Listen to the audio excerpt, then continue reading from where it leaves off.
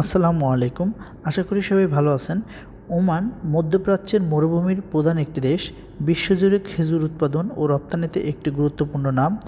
এই খেজুর শুধু তার স্বাদেই নয়, পুষ্টিগুণ এবং দীর্ঘ সক্ষমতার জন্য বিখ্যাত। সাম্প্রতিক সময়ে বাংলাদেশেও এই ওমানি খেজুরের জাত চাষের প্রচেষ্টা শুরু হয়েছে।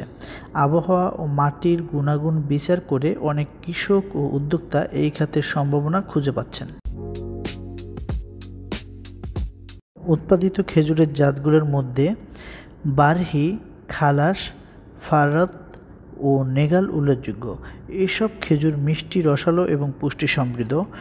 ওমান সরকার এই খাতে আধুনিক প্রযুক্তি ও গবেষণার মাধ্যমে উন্নয়ন সাধন করেছে, যার ফলে তাদের খেজুর আজ আন্তর্জাতিক বাজারে এক গুরুত্বপূর্ণ স্থান দখল করে আছে।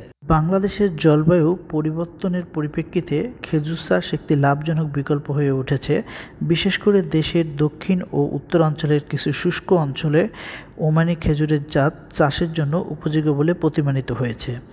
তুলনামূলকভাবে কম পরিচর্যার প্রয়োজন, অর্থাৎ চাষের যে সুবিধাগুলো তা হলো তুলনামূলকভাবে কম পরিচর্যা প্রয়োজন, দীর্ঘমেয়াদী ফলন, খরা সহনশীলতা, উচ্চ বাজার মূল্য। চ্যালেঞ্জ যেগুলো রয়েছে: উচ্চমানের চারা বা বীজ সংকট, প্রয়োজনীয় প্রযুক্তি ও প্রশিক্ষণের অভাব, দীর্ঘমেয়াদী বিনিয়োগের প্রয়োজন। বাংলাদেশ কৃষি গবেষণা ইনস্টিটিউট ও কিছু বেসরকারি প্রতিষ্ঠান পরীক্ষামূলকভাবে ওমানি খেজুর চাষ শুরু করেছে। কিছু উদ্যোক্তা সৌদি আরব ও ওমান থেকে চারা এনে রাজশাহী, চুয়াডাঙ্গা, কুষ্টিয়া ও সাতক্ষীরায় খেজুরের বাগান গড়ে তুলেছে। ইতিমধ্যে কোথাও কোথাও ফলনও শুরু হয়েছে।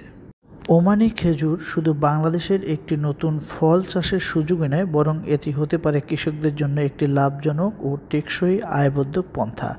সরকার ও বেসরকারি উদ্যোক্তাদের সহযোগিতায় এটি একটি সম্ভাবনাময় শিল্পের রূপ নিতে পারে। সঠিক পরিকল্পনা, প্রশিক্ষণ, বাজার ব্যবস্থাপনার মাধ্যমে ওমানি খেজুর চাষ বাংলাদেশের কৃষি ও অর্থনীতিতে নতুন সম্ভাবনার দ্বার খুলে দিতে পারে।